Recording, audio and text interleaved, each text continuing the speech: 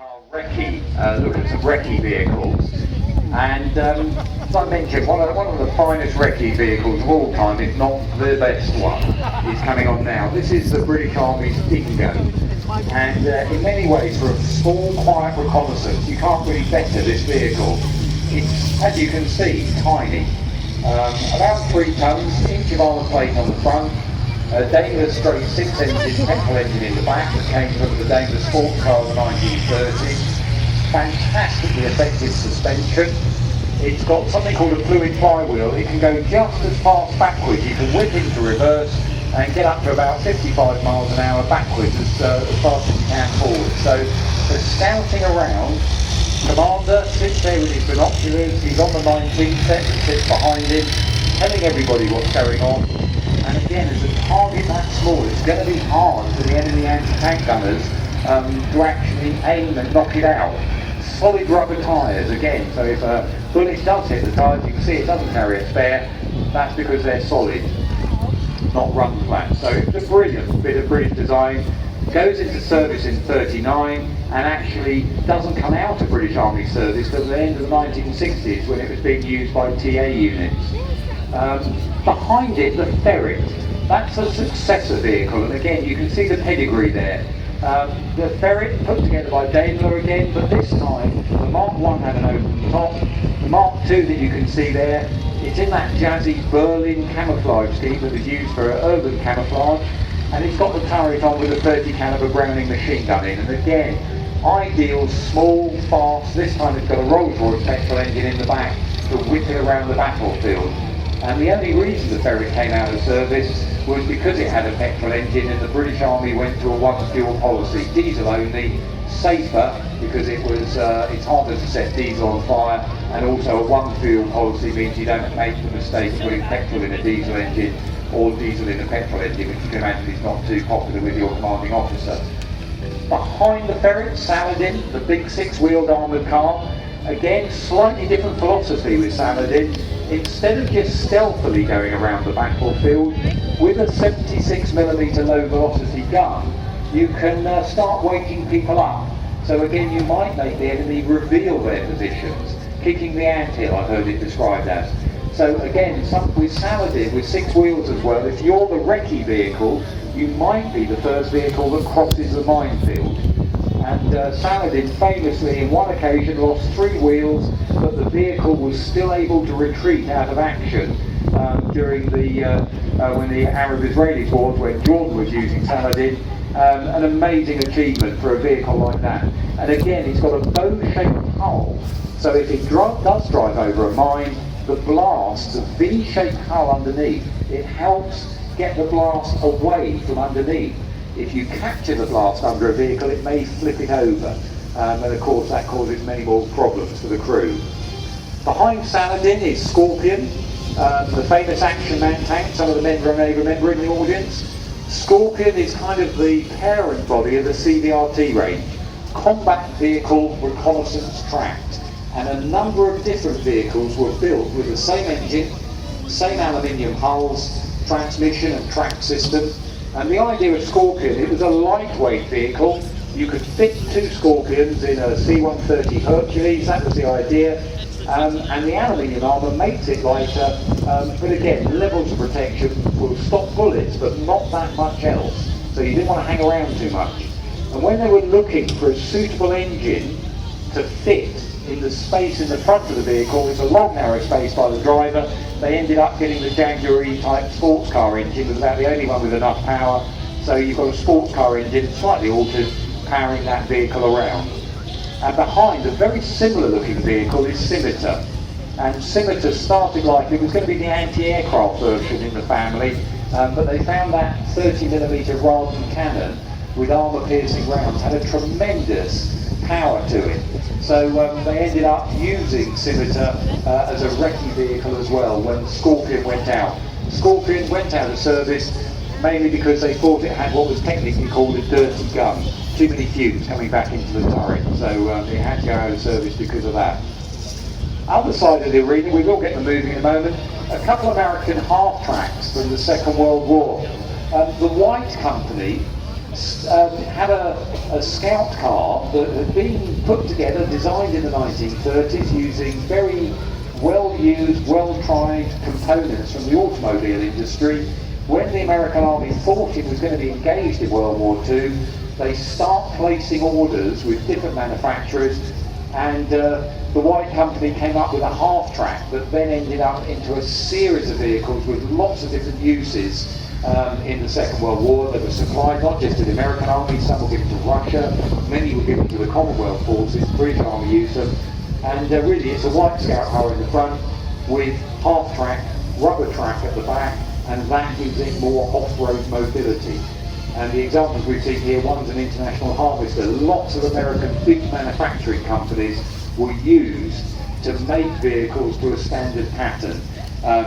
Most, if you're an expert, you can work out what company made what variant, because sometimes there's minor differences in the details. They were used as troop transports. They put a 75mm gun in the front of some of them and ended up being used as a tank destroyers. All sorts of things were done with half-tracks. Weren't particularly liked by some of the crews because of the open back, so you have a shell burst, you've got a problem there because you're exposed.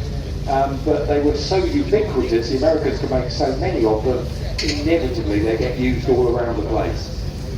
Now behind the two half-tracks we've got the famous German Kubelwagen. Ferdinand Porsche in the 30s, he designs the famous VW People's Car on behest of Adolf Hitler, his boss.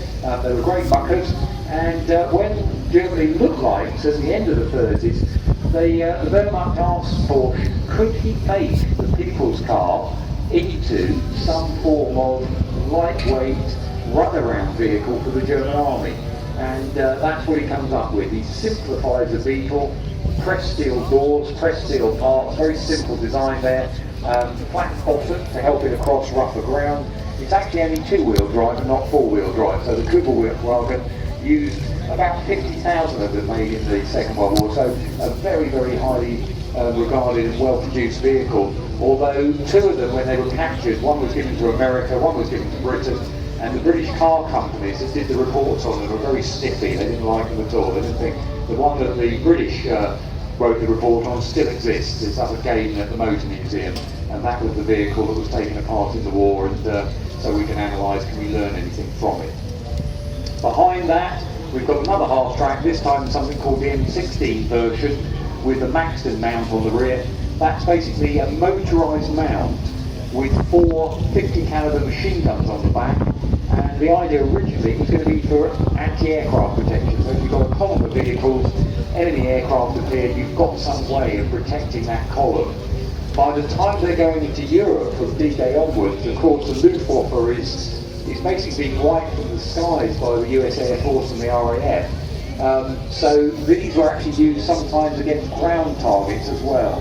4 50 caliber machine guns are very, very impressive if they're all fired together.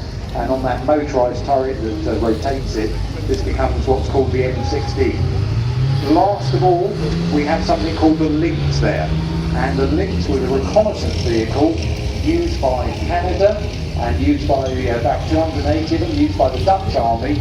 And the idea behind the Lynx, it's a shortened version of the vehicle we're going to see in a moment, the American M113 armoured personnel carrier. And the idea was they took a wheel station out, put the engine at the back instead of the front, and you've got a lightweight, amphibious, aluminium armoured vehicle. Very nippy round the battlefield. The American Army didn't use it itself, but French and the Belgians did, and this one came to us from the Canadians and the Belgians used it, this and the Dutch, and this one came to us from the Canadian Army, so we're very grateful to them. And again, you can see in the front there, commanders with his, the drivers in the front, commanders behind with big round hats, and there's a rearward facing radio operator in the back of it, and that will be the person sending back the messages.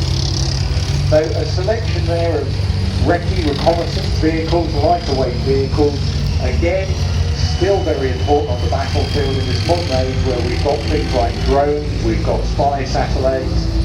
Quite often the commanders still want someone on the ground reporting back exactly what they're seeing without any spin in real time, and that's why recce vehicles are going to be around a long, long time to come. One other thing you can notice here, the difference is wheels and tracks. Wide difference. Wheels on the whole tend to be quieter than a tracked vehicle, but they can't quite go to the same number of places that a tracked vehicle can get you. So that's the difference on the whole that way. So some forces, Britain for example, we often had a wheeled wrecking vehicle in service at the same time as a tracked one. At the moment we're designing and putting into production a vehicle, a reconnaissance vehicle that's going to be called Ajax, and that's a tracked vehicle about 30 tons. So we're looking at the weight of the Sherman tank in World War II. Much bigger vehicle with lots of technology in it, new weapon systems, and again, as you can imagine on the modern battlefield, a lot of electronic gadgetry going in that vehicle.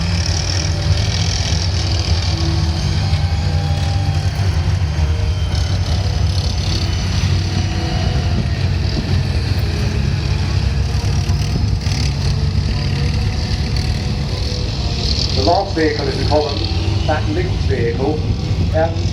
On the front of the glassite plate is what looks like a square box. That's called a trim bay.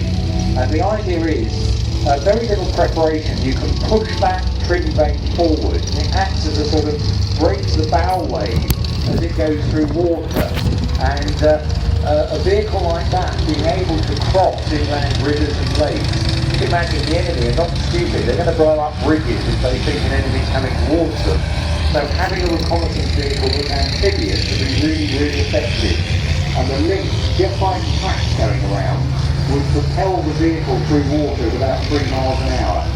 So you could get going across a river or lake. Of course, you never want to go on the open sea. First wave over the top, that would sink like a stone.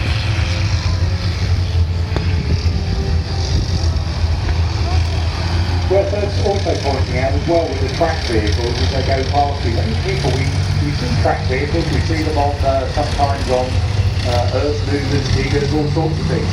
The only wheel that is being powered by the engine on a tracked vehicle is the one with the teeth on, and that's biting into the engine. Biting into the track and pulling the vehicle along that track. The other wheels are just taking the weight of the vehicle across the track. On most armoured vehicles, the idler wheel's not powered at all, it's the wheel that just keeps the track nice and tense so it doesn't flop off. So the whole idea of track, spread your weight out over the soft ground. And the Scorpion and the Scimitar vehicle that are just going on, the ground